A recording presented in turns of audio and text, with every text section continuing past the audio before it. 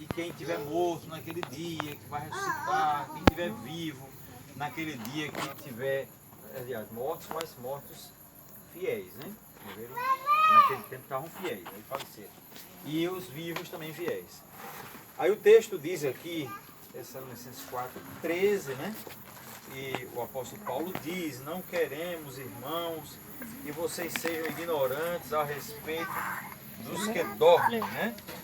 Ou seja, aqueles que já morreram, para que vocês não se entristeçam como os demais, que não têm esperança, né? Então Paulo está dizendo aqui que tem preocupação, e é Deus usando ele. Ele diz: eu quero explicar para vocês como é a situação, como estarão os mortos naquele dia quando Jesus voltar. Havia um pensamento na igreja, meus irmãos, a gente estudando um pouquinho sobre teologia aqui, que havia um pensamento de que Jesus ia voltar logo.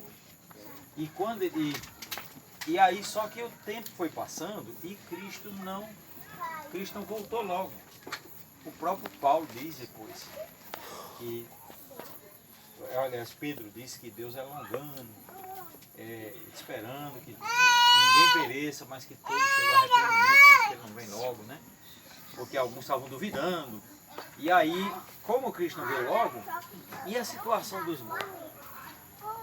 Compensa ser cristão, se vai viver uma vida evitando ir fazer isso, aquilo, aquilo outro, né? E Cristo não vir, e não vai para o céu. Estava essa ideia de que se Jesus voltou e se Jesus voltar depois de você morrer, aí você não vai para o céu.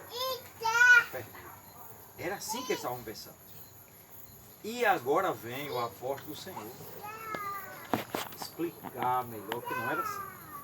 Ele vem e diz: eu não quero que vocês sejam ignorantes a respeito dos que dormem, para vocês não ficarem tristes como os demais que não têm esperança.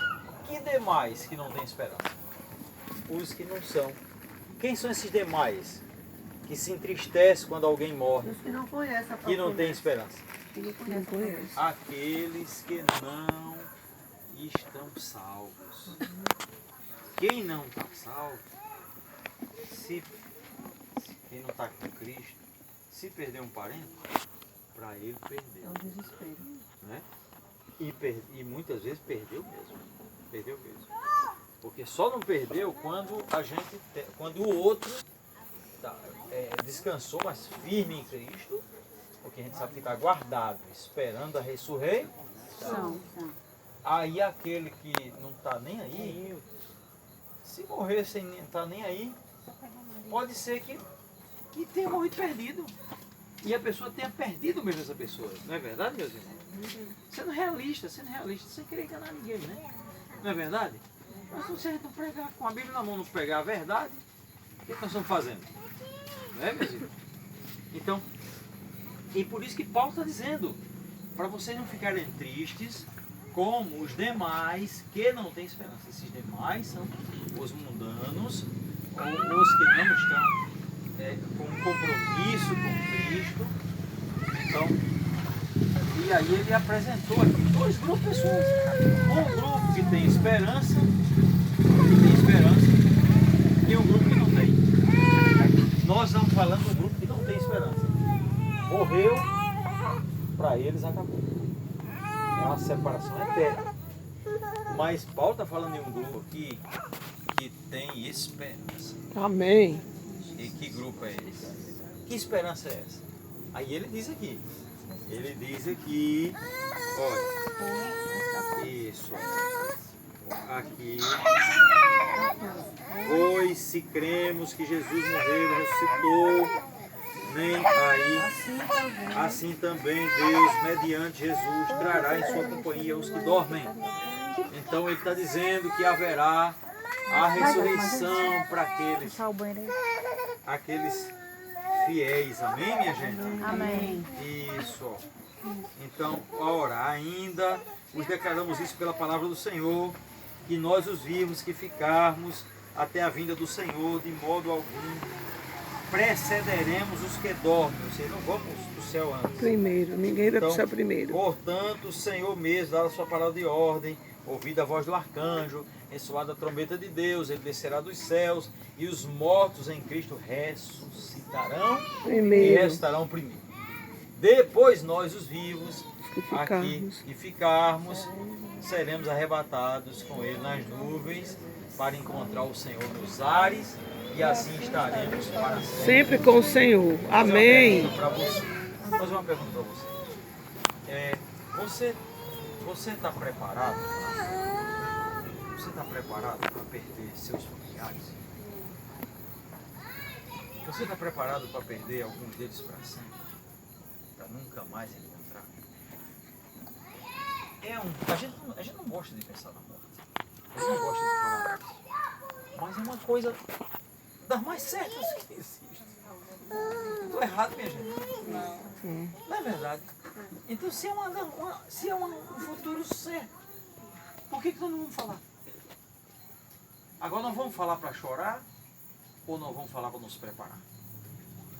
Hã? Nos prepararmos. Se preparar, não é verdade? Então, a gente coloca telha na casa, porque a gente pensa que nós moramos no sertão, mas uma hora chega um dia de chuva, né? E você sabe que a chuva um dia Chega. ela vem, um dia ela chega, né? E aí você faz o quê? Coloca um telhado. Então, se a morte um dia chega, é inteligente a gente pensar nos nossos familiares, sim ou não? Sim. Não é verdade? Porque quando eu fui me converter, eu fiquei pensando, como é que vai ser 30, 10, 20, 30, 40, 50 anos, 60 anos, eu estou aqui com meus familiares e eu não queria me separar deles. Eu não queria. E Cristo dá uma esperança. A esperança da vida Eterno. eterna. Amém? Amém. Sabe que esperança é essa? É dessa mãe não se separar do seu filho. Que esperança é essa? É esse marido não se separar para sempre da sua Esposa. Isso, filho e tudo, esposa. É uma esperança da gente não se separar de um amigo, uma amiga querida. Da filha não se separar de uma mãe. Né? Se houver um momento de pausa, mas essa pausa, um vai primeiro, o outro não vai, é uma pausa, mas não é uma pausa Eterno. ela é uma pausa passageira. É uma pequena demora, que pode acontecer.